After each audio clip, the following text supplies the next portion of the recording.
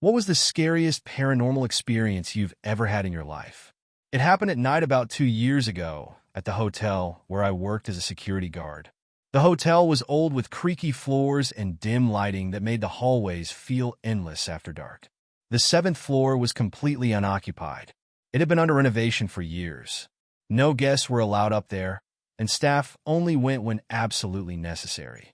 It was around 3 a.m. when my radio crackled. The front desk clerk sounded uneasy. "Hey, a guest on the sixth floor called complaining about footsteps above them. Can you check it out?" I sighed, already dreading what I might find. I grabbed my flashlight and headed for the stairwell.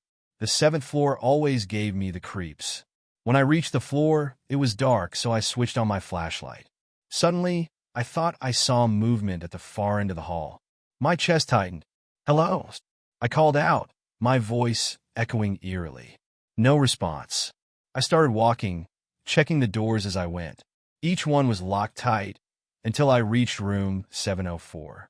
The door was slightly open. "704 is open," I said into the radio, my voice low. "Has anyone been working up here?" The clerk's response was immediate and unnerving. "No one should be on that floor. It's been closed to guests for years." My throat went dry. I pushed the door open, flashlight in hand. The room was empty, as I'd expected. No furniture, just bare walls and dusty floors. But the air was icy cold, and a faint, sour smell lingered. That's when I heard it, soft shuffling, coming from the bathroom. "Is someone in here?" I called, gripping my flashlight like a weapon. No answer.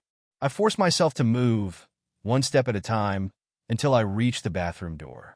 It was cracked open, and I could feel a draft coming through. My fingers brushed the doorknob when I froze. Behind me, in the hallway, came the distinct sound of footsteps.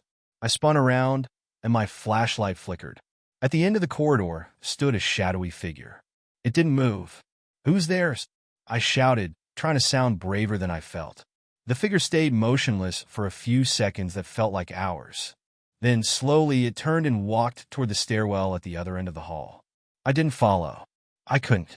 My legs felt like they were glued to the floor.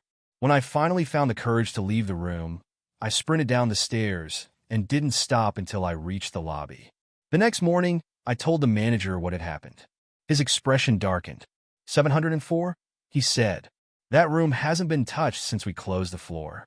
It shouldn't even be unlocked. To this day, I don't know who or what I saw on the seventh floor. All I know is that whatever it was, it wasn't supposed to be there." Like and subscribe for more.